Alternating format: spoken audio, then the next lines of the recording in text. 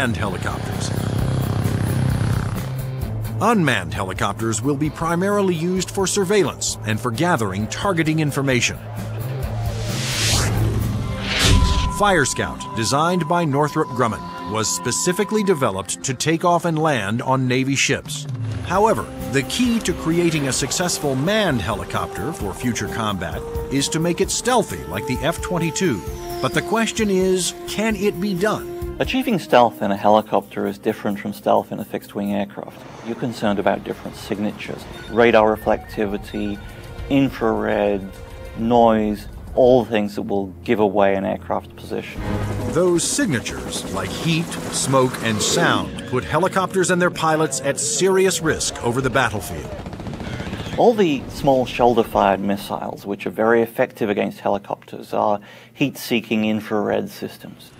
The challenge for engineers was to create a quiet helicopter with very few signatures and a small radar cross-section. And that's exactly what Sikorsky has done with the new RAH-66 Comanche.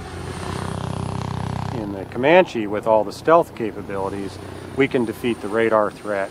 We can defeat the guy with the shoulder-launched heat-seeking missile. And from the guy popping up in the tree, our agility defeats him. Our small size, our quiet acoustic signature defeats him.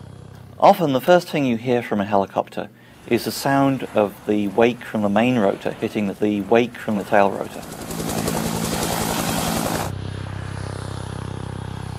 In the Comanche, the fan tail is shrouded, so there is no interaction between the fan blade tips and the main rotor tips, and it's also canted slightly. And those all contribute to reducing the acoustic signature. Engineers also experimented with the main rotor to find a quieter design. If you look at a Comanche, it's got a 5-blade rotor, and what that does is it cuts down the normal chop, chop, chop sound from a helicopter into a more discreet whir that kind of blends into the background. Reducing the heat signature of a helicopter is also essential to making it more survivable. When you look at a Comanche, the first thing you ask yourself is, where's the exhaust? Where does all this hot air get out of the engine? The Comanche's exhaust actually escapes through the tail boom, where it is instantly dispersed by cool air from the rotor. That missile has to have something to home in on, and that's a heat signature. Comanche defeats that by the engine exhaust being mixed with ambient air and cooling it so that there's no longer a heat plume for that missile to home in on.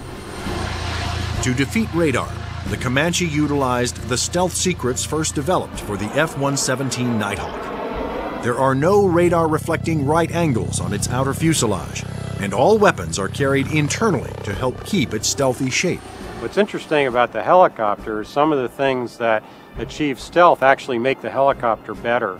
Things like the retractable landing gear and the retractable weapons bays, that also makes it sleeker and faster. So once you've bought into the stealth part of it, you get other superior attributes. The main role of the Comanche is to give commanders an overview of the battlefield by providing up-to-the-minute information. Comanche is going to be basically their flying cavalryman.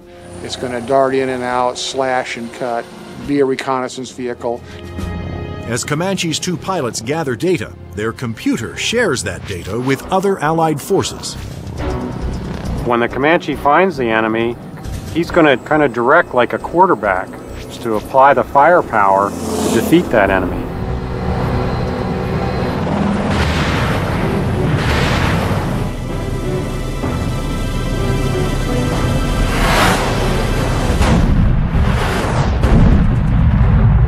Engineering advances have also made the Comanche one of the easiest and most forgiving helicopters to fly.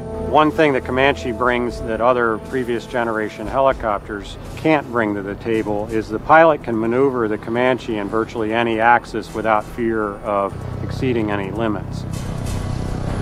Although it will be used primarily for reconnaissance, the Comanche will also be armed for self-defense.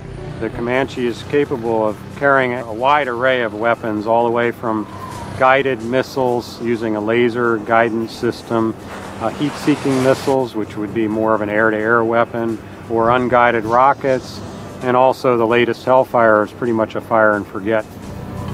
In addition, Comanche's pilots can ask Allied aircraft to fire missiles their way, and can then take over and guide those missiles to their targets.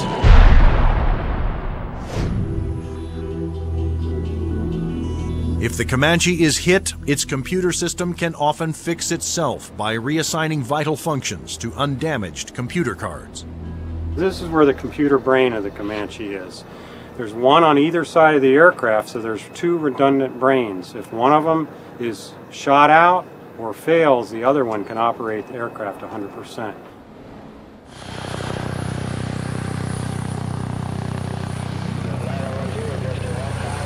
In support of its reconnaissance mission, Comanche can control as many as 5 unmanned aircraft.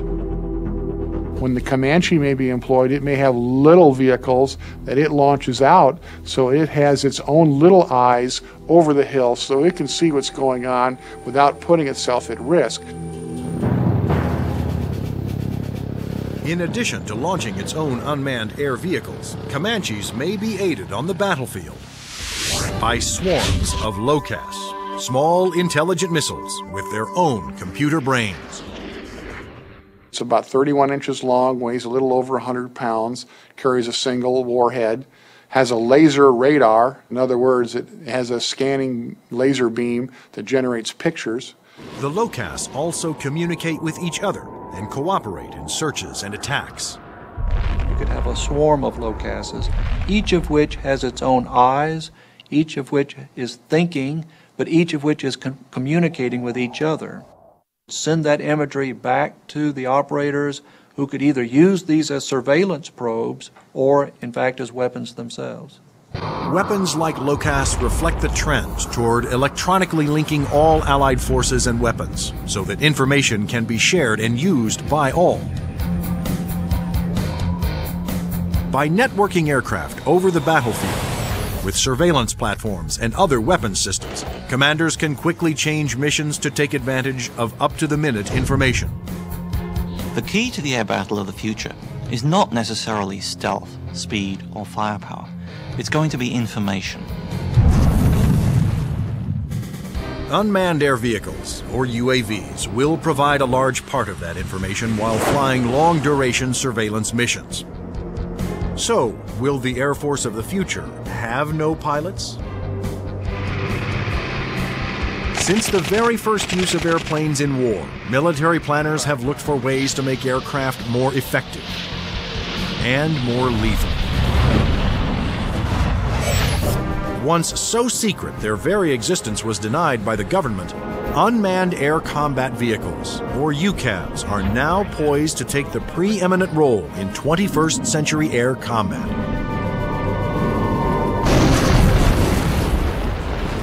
UAVs are certainly going to change air power in the 21st century. You can see it starting to happen today, but what we're looking at now is just the beginning, because there's going to be more of them and they're going to be better. Unmanned aerial vehicles allow the military to do more with less, to put more aircraft into the air than you otherwise would be able to because of the limited number of pilots that you might have, or where it might be too risky.